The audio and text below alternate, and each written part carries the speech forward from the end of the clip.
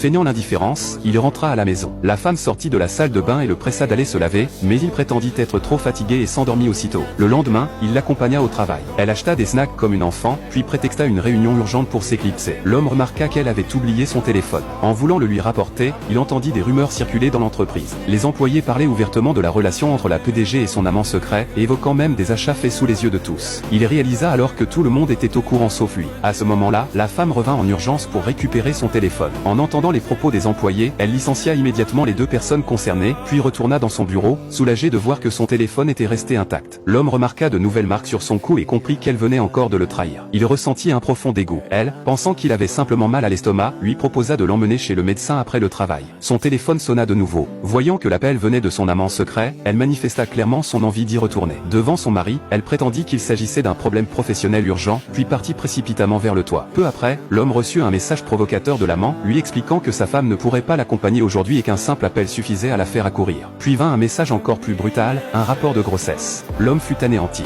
Depuis qu'il avait découvert la trahison, il n'avait plus eu de relation intime avec sa femme. Pourtant, ils avaient déjà un enfant à venir. Son cœur se brisa définitivement. Le lendemain, il se rendit de nouveau au bureau administratif pour changer d'identité et effacer toute trace de son existence. Il contacta ensuite un avocat et déclara vouloir renoncer à tous ses biens, ne souhaitant qu'un divorce rapide. À peine rentré chez lui, sa femme l'appela pour lui annoncer froidement qu'elle devait partir en déplacement pendant une semaine et qu'elle ne rentrerait pas, lui demandant simplement de prendre soin de lui-même. Il comprit alors qu'un mensonge répété 1000 fois ne finirait jamais par devenir une vérité. 7 jours plus tard, il donna tous les objets qui lui appartenaient à des régions montagneuses pauvres, puis quitta définitivement cette maison pleine de douleurs, sans jamais se retourner. Plus tard, à l'aéroport il croisa par hasard sa femme et l'amant qui rentraient de vacances à l'étranger. Elle lui annonça joyeusement son retour de déplacement et lui proposa de dîner ensemble. Mais lorsqu'elle raccrocha l'appel et s'apprêta à avancer, elle fut stupéfaite de voir l'homme assis dans le taxi devant elle.